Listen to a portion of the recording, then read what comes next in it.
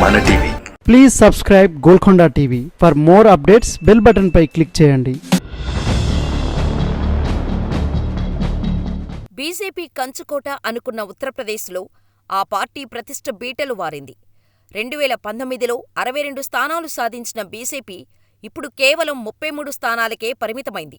2019లో 49.6% ఓట్లు సాధించిన బీజేపీ ఈసారి 41.4%కి పడిపోయింది. ఈసారి బీజేపీ 49 మంది సిట్టింగులకు టికెట్లు ఇవ్వగా 27 మంది ఓడిపోయారు. దీంతో బీజేపీ కేవలం 240 లోక్సభ స్థానాలకు మాత్రమే పరిమితమై ప్రభుత్వాన్ని ఏర్పాటు చేసే మ్యాజిక్ ఫిగర్ అందుకోలేకపోయింది.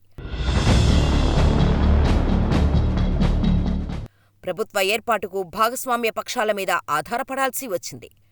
2019లో 49.6% ఓట్లు సాధించిన బీజేపీ ఈసారి 41.4%కి పడిపోయింది.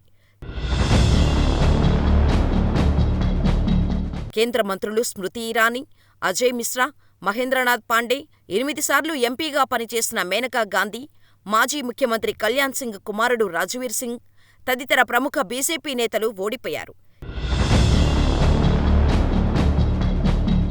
ఈ నేపథ్యంలో యూపీ పరాజయాలకు యోగి ఆదిత్యనాథ్ను బాధ్యుడిగా చేయాలని చూస్తున్నట్టు బీజేపీ శ్రేణులలో చర్చ నడుస్తోంది. మహారాష్ట్రలో దేవేంద్ర ఫడ్నవీస్ రాజీనామా ప్రకటన యోగికి చెక్ పెట్టేందుకేనని అంటున్నారు. యోగి మీద ఒత్తిడి పెంచేందుకే ఆయన ఈ ప్రకటన చేశారని అంటున్నారు.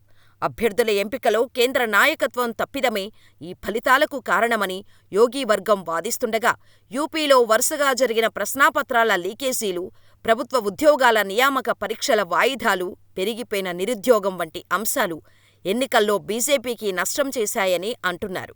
అందుకే యోగిని వీటికి బాధ్యుడిని చేసే ప్రయత్నాలు సాగుతున్నాయని చెబుతున్నారు.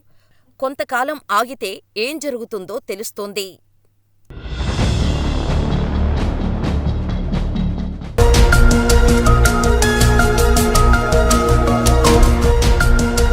సత్యాలు చెప్పడానికి సాహసం కావాలి.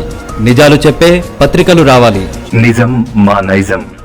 మెట్రో పక్క తెలంగాణ దినపత్రిక.